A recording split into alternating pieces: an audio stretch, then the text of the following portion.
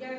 एक न्यूनन में एक संख्या पूरा का पूरा 9 का बना होना चाहिए, दूसरी संख्या किसी भी हो सकती है, लेकिन वर्ग में अब तो दोनों संख्या एक होगी, यानी सीधी सी बात ऐसी संख्याओं का वर्ग किया जाएगा जो 9 के अंक बने।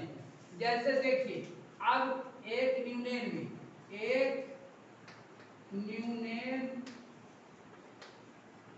विधि, अब एक न्यूनन विधि में देखिए जैसे 9 का वर्ग, 99 का वर्ग, 999 का वर्ग या 9999 का वर्ग।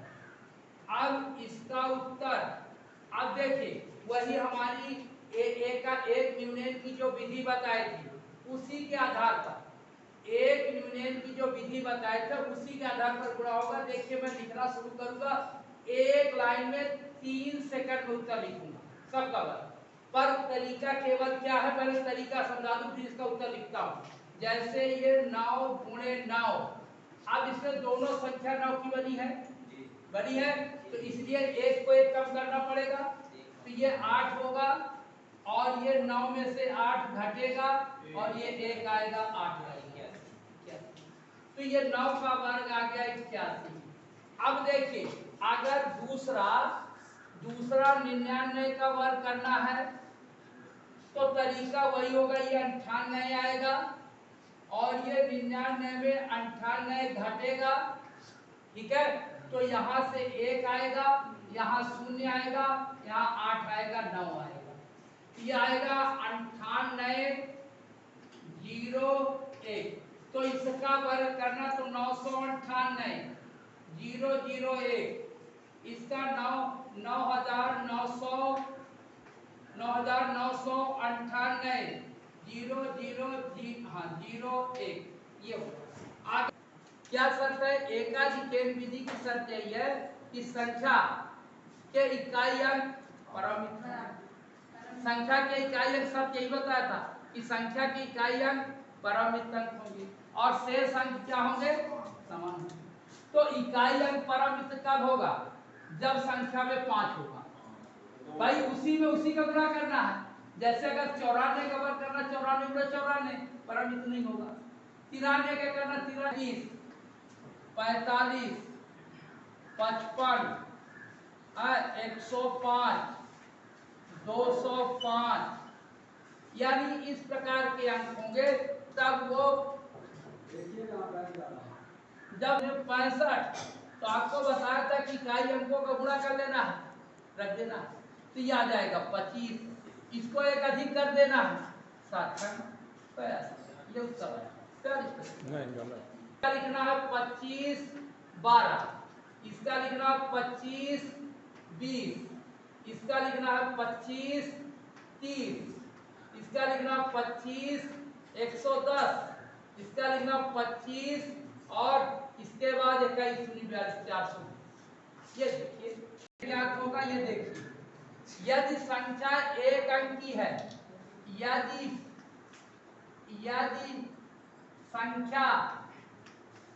संख्या में एक अंक है, एक अंक, तो उसका द्वंद्व, एक अंक है तो उसका द्वंद्व उसी में उसी का गुणा करके बनाया जाता है। यदि संख्या में एक अंक है, ठीक है, इकाई की ओर से शुरू हो रहा तो एक अंक आएगा, एक अंक है, एक अंक का द्वंद्व 3 का द्वंद्व 9 होगा, यानी एक संख्या 2 अंक की संख्या का द्वंद्व, 2 अंक की संख्या का द्वंद्व निकालना है तो उन दोनों संख्याओं का गुणा करके दुगना करना है। जैसे मान लीजिए 43 का द्वंद्व, अब 43 का द्वंद्व निकालना है तो 4 गुणे 3 गुणे 2, यानी 12 गुणे 24 आएगा। या मान लीजिए अगर 56 का द्वंद्व निकालना है, 56 का द्वंद्व निकालना है तो 5 गुणे 6 गुणे 2, तो ये आएगा 6 पंजे 3 दूनी 60 आएगा। या मान लीजिए 74 का द्वंद्व निकालना है, 74 का द्वंद्व, 74 का द्वंद्व निकालना है तो 7 गुणे 4 गुणे 2 तो 28 गुणे 56। ये तरीका या 3 अंक संख्या का द्वंद्व, 3 अंक की संख्या का द्वंद्व निकालना है। जैसे मान लो 274 लिखा, 3 अंक है का द्वंद्व। अब इसका द्वंद्व निकालना है तो इसका द्वंद्व निकालने का क्या तरीका होगा, इकाई और सैकड़े का गुणा करके दुगुना कर, यानी 4 गुणे 2 और इसका दुगुना कर धन 7 का वर्ग, ये करके जोड़ो, यानी 4 और 2 का गुणा करो, उसका दुगुना करो, बीच वाले का वर्ग करके जोड़ो। ठीक है। अब देखिए 4 गुनी 8 गुनी 16 49, तो 16 49 55 65 आ गया। ठीक है, 49 है 55 10 65 आ गया। या अगर मान लो 336 का द्वंद्व निकालना है, का द्वंद्व, तो ये होगा 2 गुणे 3 गुणे 6 3 गुणे 6 धन 2 का स्क्वायर, तो 3 और 6 का गुणा करेंगे 36 18, 18 दूनी 36 दुगना किए, और 36 और 2 का वर्ग 4 जोड़ दिए 4। तो इस प्रकार से ये द्वंद्व निकाला जाए। पहले हम 43 से 3 का द्वंद्व करेंगे, एक अंक रहेंगे, 3 का द्वंद्व क्या आएगा 9 आ गया, कोई दिक्कत नहीं। अब एक अंक और बढ़ेंगे, 2 अंक हो जाएगा, 4 और 3 2 अंक हो गए, 2 अंकों का द्वंद्व निकालो, क्या होगा 4 का 12 दूनी 24, क्योंकि 2 अंकों का द्वंद्व में इन दोनों का गुणा करके दुगुना किया जाता है। 2 अंकों के द्वंद्व में यही दोनों का गुणा करके दुगुना किया जाएगा, 4 का 12 दूनी 24, तो 24 के 4 आया। इसके बाद बाकी में पहुंच के कोई अंक नहीं है, एक अंक को छोड़ देंगे तो बचेगा क्या 4, 4 का द्वंद्व निकालेंगे क्या आएगा 16, 16 के बाद हासिल आपके पास क्या था 2, ये हो गया 18, ये उत्तर का वर्ग करना है। यदि आप सामान्य स्थिति में वर्ग करने के लिए कैलकुलेटर का उपयोग करते हैं, अरे कुछ नहीं करना, जितना जल्दी आप कैलकुलेटर की बटन दबाएंगे उतने जल्दी में द्वंद्व से वर्ग हो जाएगा। पर आपको अभ्यास आना चाहिए।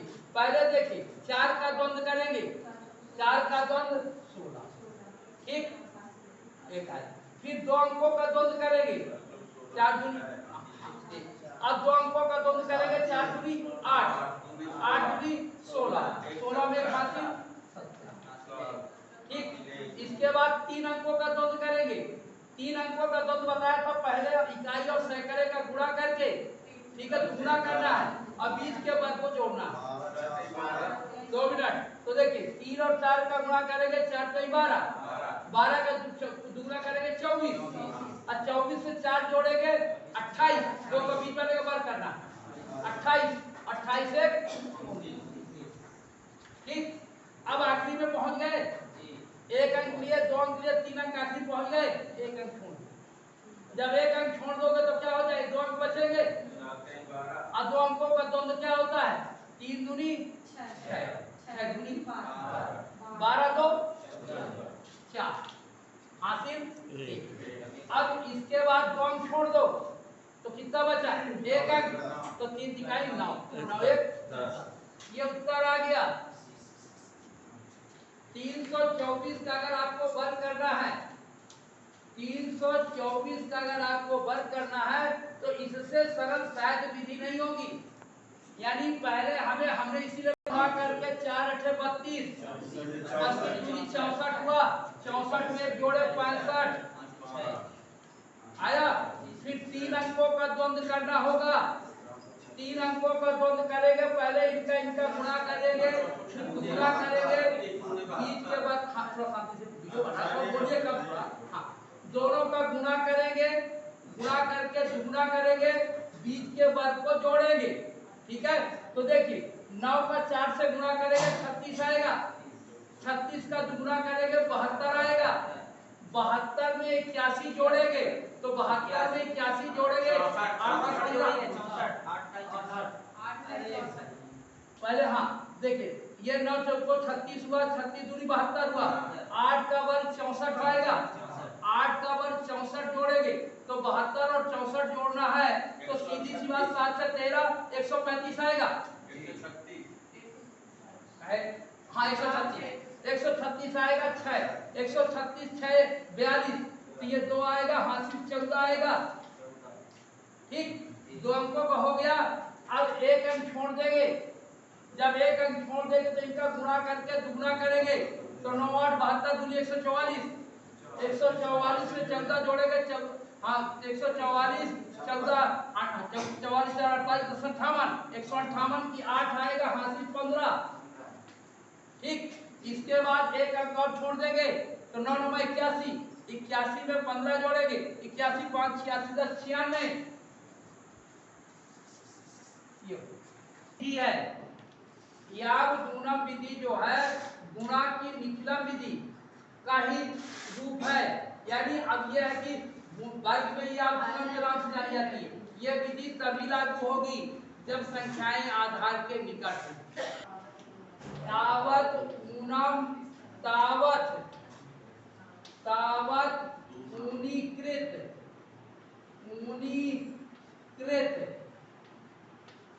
वर्गम वर्गम चा योजित वर्गम योजित यावत ऊनम का मतलब होता है कम या ज्यादा, ऊनम का अर्थ होगा कम या ज्यादा, दोनों के लिए उपयोग होता है। ठीक है, ऊनम का अर्थ है कम या ज्यादा। ठीक है, यावत ऊनम इसको समझ लीजिए, कोई भी संख्या जिसका आपको वर्ग करना है वो आधार से कितना कम है या कितना ज्यादा है। ठीक है, ठीक है, 12 का वर्ग करता हूं, ये आधार से कितना ज्यादा है ज्यादा, तो आधार से 2 अधिक है तो इसको 2 अधिक कर दो, 2 अधिक कर दो तो क्या हो जाएगा 14, अरे 12 तो 14, और 2 का वर्ग करके जोड़ दो 4 114। 9 का वर्ग करना, ठीक है, 9 का वर्ग करना है तो 9 आधार से कितना है, एक कम है, एक कम है, एक कम कर दो 8, और 1 का वर्ग क्या होगा, 1 का वर्ग 1 ही होगा तो ये 1 9 3 कम कर दो 94, और 3 का वर्ग क्या होगा 9, लेकिन यहाँ 0 9 लिखना होगा क्योंकि आधार में 2 शून्य है। केवल और केवल 2 अंकों की संख्या के लिए महत्वपूर्ण होती है। 2 अंकों की संख्या अगर है तो उसमें सरल है, 2 से ज्यादा अंकों की संख्या हो जाए उसमें कठिनाई होती है। अनुरूपेण विधि, अनुरूपेण विधि केवल 2 अंकों की संख्या के वर्ग के लिए उत्तरदायी या सरल होती है।